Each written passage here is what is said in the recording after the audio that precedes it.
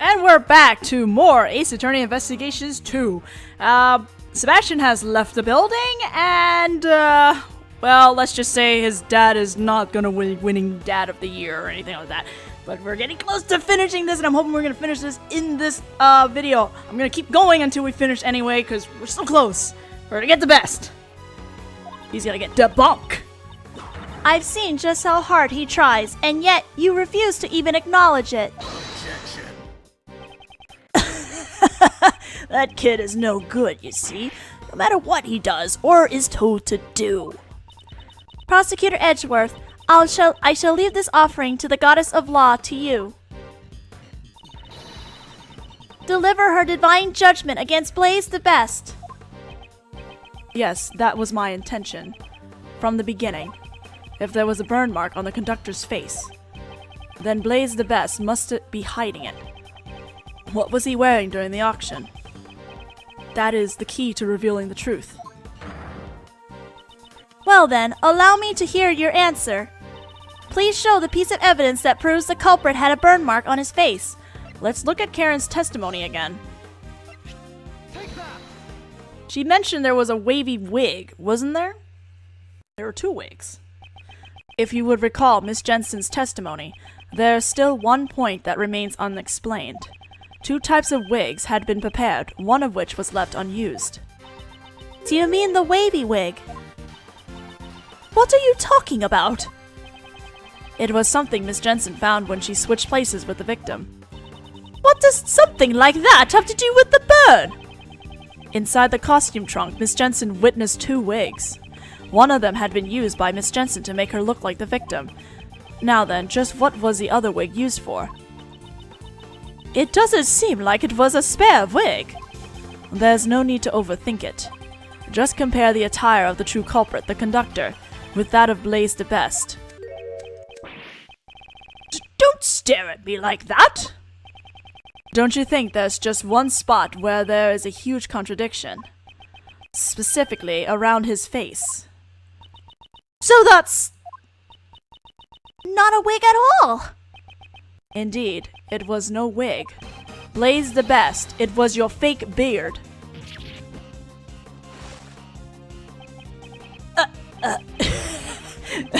This is a real beard, you know.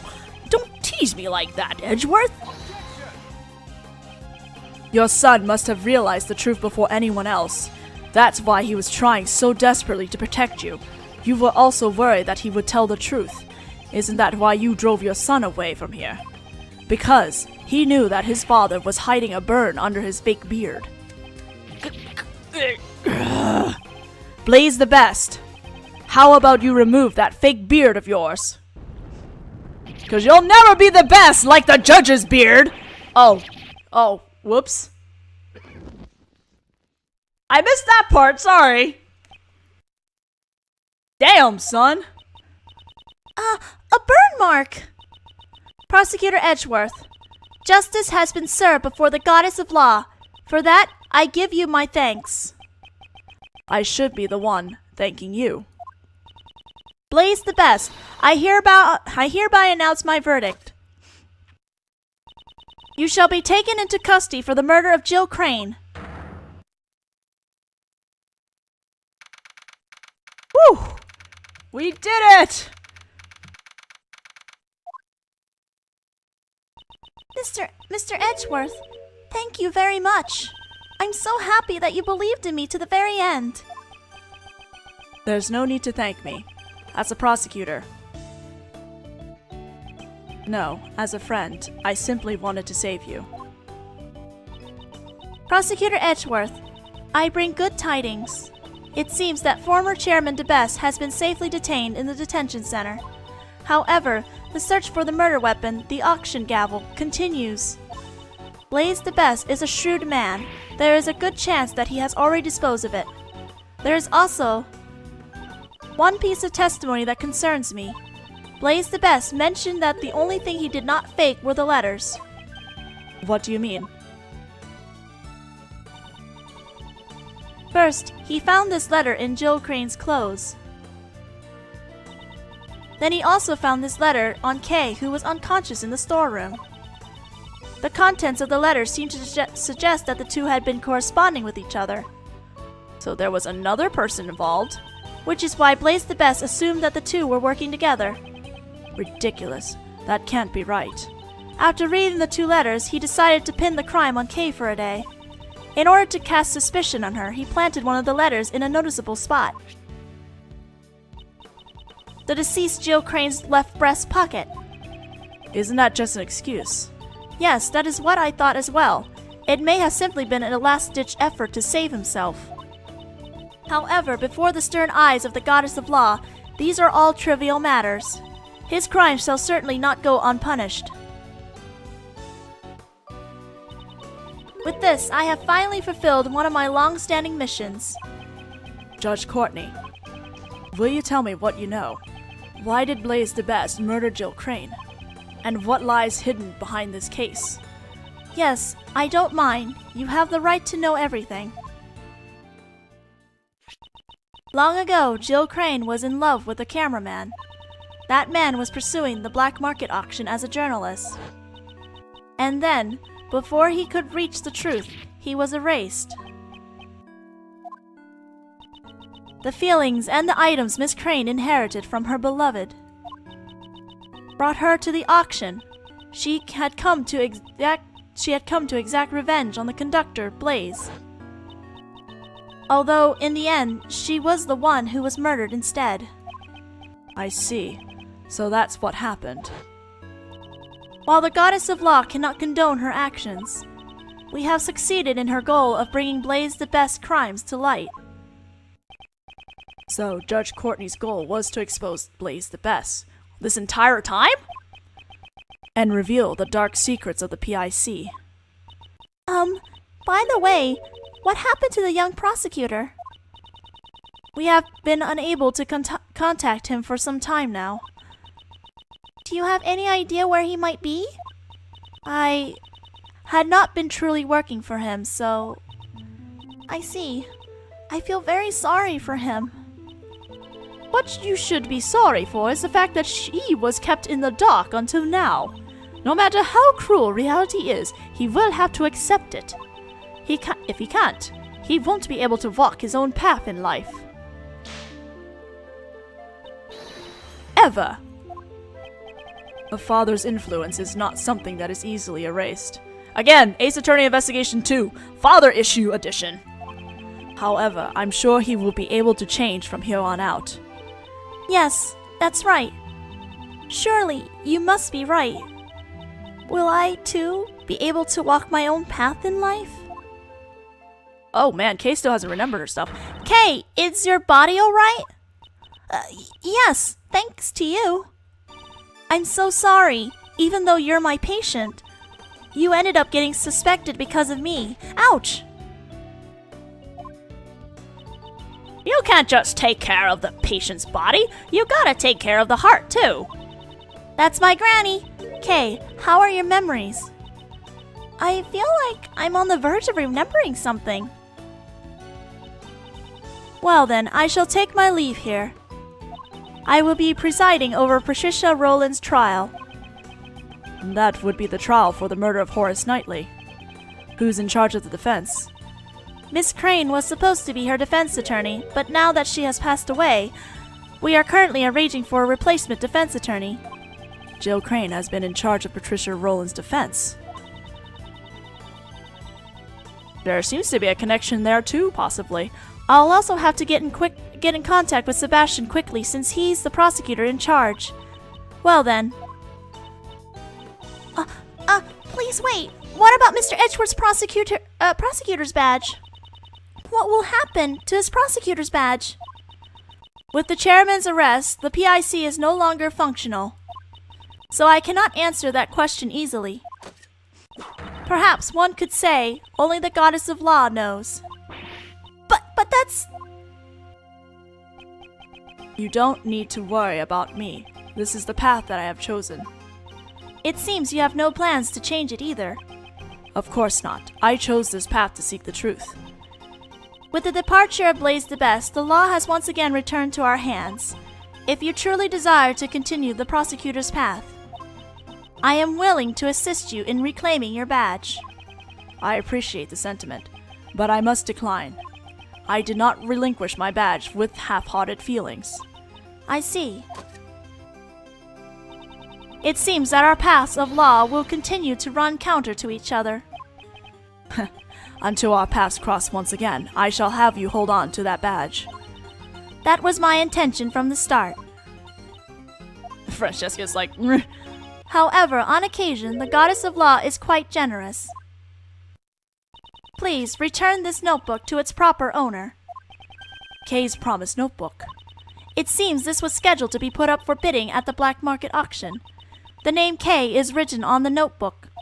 It seems Blaze the Best quickly realized this belonged to the girl, since the letters he found also contained the same name. You speak as if he really did not know about the letters. Are you saying that Blaze really did not prepare the letters himself? Yes, that man said so himself. Kay Faraday's goal was to steal back the notebook. Jill Crane's goal was to get revenge. In order to achieve their goals, the two teamed up to infiltrate the auction, or so he says. Unfortunately, this was all Blaze's misunderstanding. It was purely a coincidence. If the attorney from the PIC and Kay really were acquaintances, it would be strange that she never mentioned it to me, considering her personality. You really do trust her, don't you? In the end, the notebook was used as another red herring, but it's something that is very important to that girl, isn't it? I'll make a special exception and return it. I'm sure that's what the goddess of law desires. That's, I appreciate it. I shall pray that she recovers her lost memories. Probably will if you give her the book. So let's give her the book. Is something wrong? Kay, I am returning something very important to you.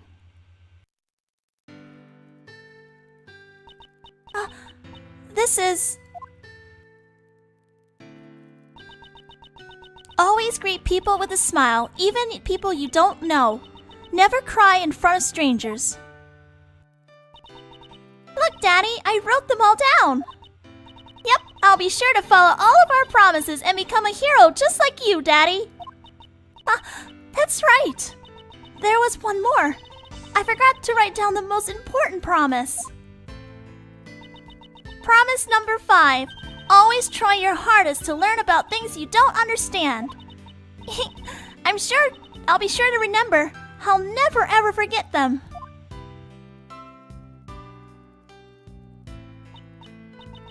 Always try your hardest to learn things you don't understand. That's right.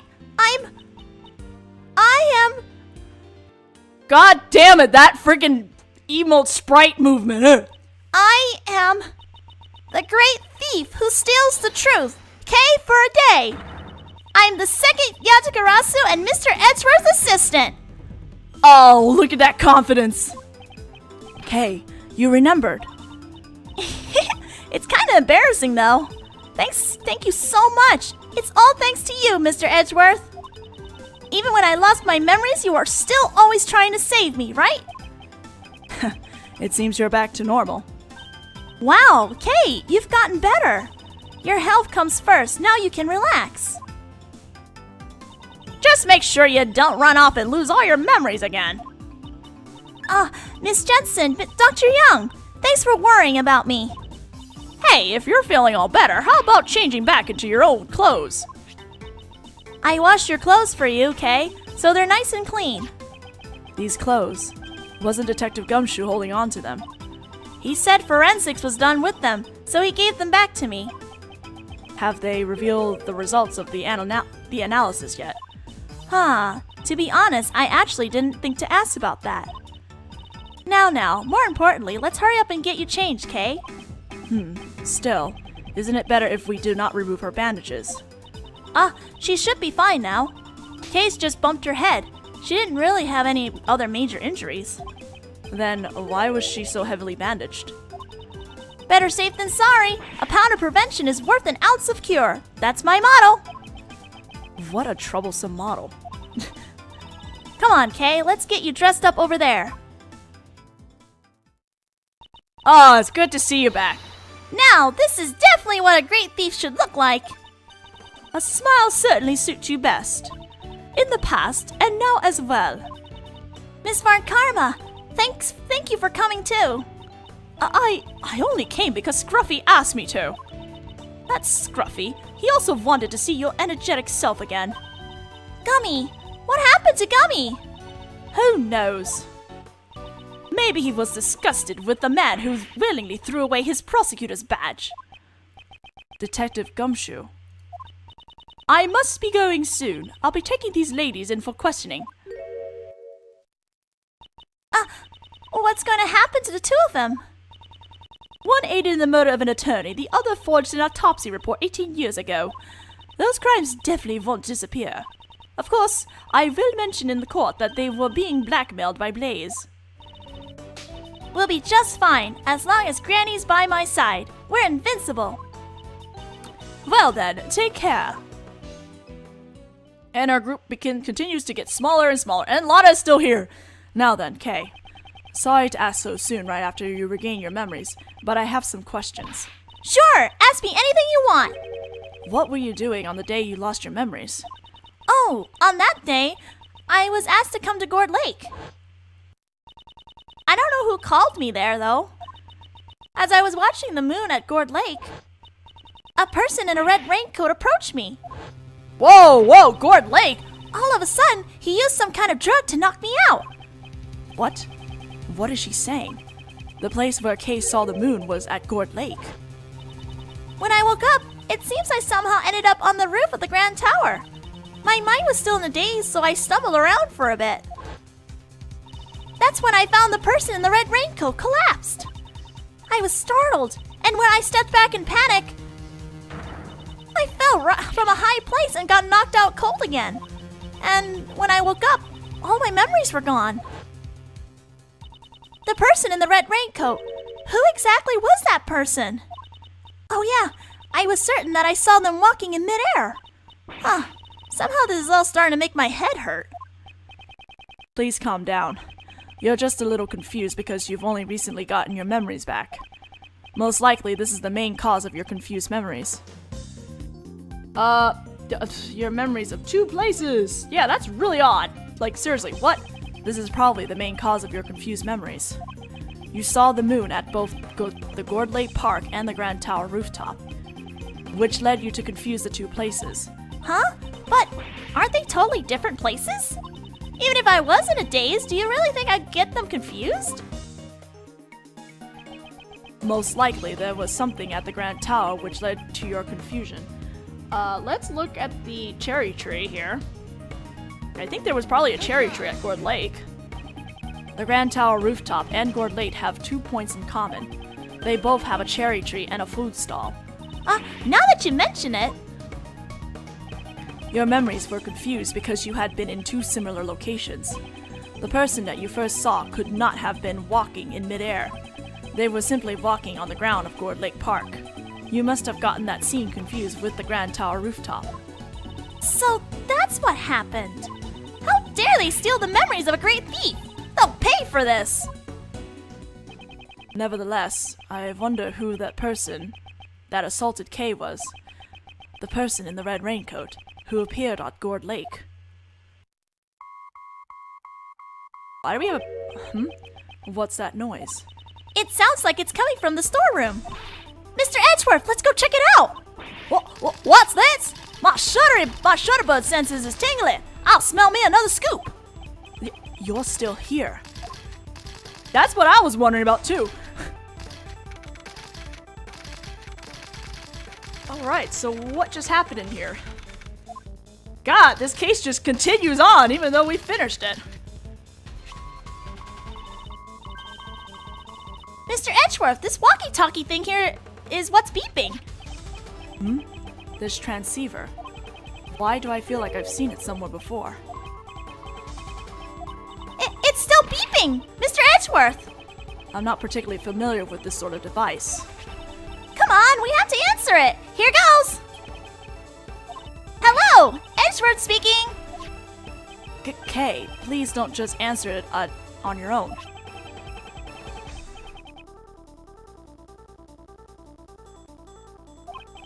This voices. Oh, I was like, who is this? Sorry, I like totally just blanked off. Shelly the killer.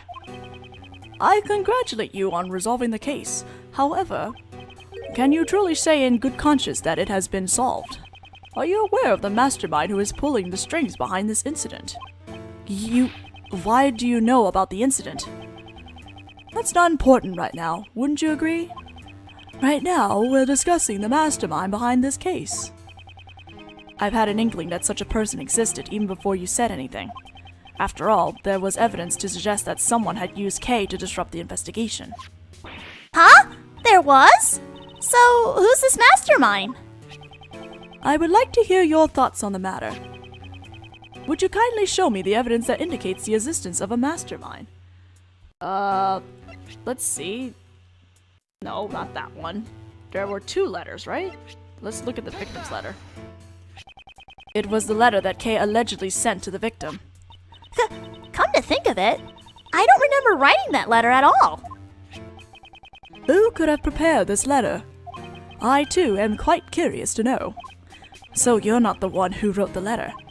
What could I possibly gain from doing such an act? Is it not necessary for you to stand in court in order to make the truth clear? What can you possibly do now that your badge has been taken from you? I look forward to finding out from the shadows. This man, how does he know that? Do we have an understanding? Please ensure you do not betray my trust. Now then, if you'll excuse me. Okay, Shelly. He said the case wasn't solved yet. What did he mean by that? And why would Mr. DeKiller even bother telling us that? Ugh, nothing makes sense anymore. This case has not reached its true conclusion yet. However, although I've lost my prosecutor's badge, who I am still has not changed. While I don't know where this may lead me, I shall reveal the truth. I swear it. Did we finish?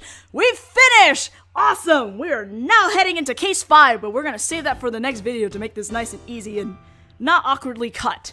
So, I'll see you guys then for the grand turnabout. Prosecutor Edgeworth, I shall leave this offering to the goddess of law to you. Deliver her divine judgment against Blaze the Best. Yes, that was my intention. From the beginning. If there was a burn mark on the conductor's face, then Blaze the Best must be hiding it. What was he wearing during the auction? That is the key to revealing the truth.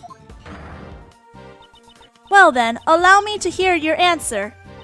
Please show the piece of evidence that proves the culprit had a burn mark on his face. Let's look at Karen's testimony again. She mentioned there was a wavy wig, wasn't there?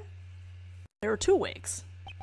If you would recall Miss Jensen's testimony, there is still one point that remains unexplained. 2 types of wigs had been prepared, one of which was left unused. Do you mean the wavy wig? What are you talking about? It was something Miss Jensen found when she switched places with the victim. What does something like that have to do with the burn? Inside the costume trunk, Miss Jensen witnessed 2 wigs. One of them had been used by Miss Jensen to make her look like the victim.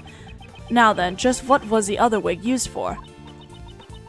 It doesn't seem like it was a spare wig. There's no need to overthink it. Just compare the attire of the true. He was trying so desperately to protect you. You were also worried that he would tell the truth. Isn't that why you drove your son away from here? Because he knew that his father was hiding a burn under his fake beard. Blaze the Best. How about you remove that fake beard of yours? Because you'll never be the best like the judge's beard! Oh, whoops. I missed that part, sorry. Damn, son. A burn mark! Prosecutor Edgeworth, justice has been served before the goddess of law for the...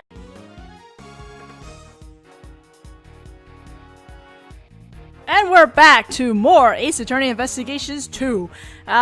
Sebastian has left the building, and, well, let's just say his dad is not gonna win winning Dad of the Year or anything like that. But we're getting close to finishing this, and I'm hoping we're gonna finish this in this, video. I'm gonna keep going until we finish anyway, because we're so close. We're gonna get the best. He's gonna get debunked. I've seen just how hard he tries, and yet you refuse to even acknowledge it.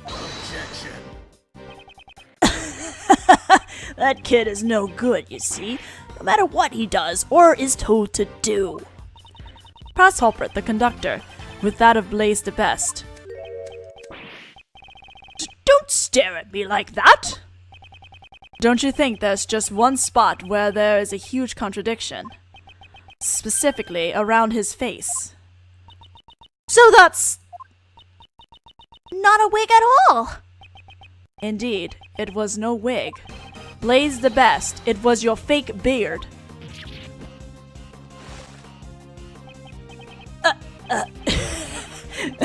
This is a real beard, you know. Don't tease me like that, Edgeworth. Your son must have realized the truth before anyone else. That's why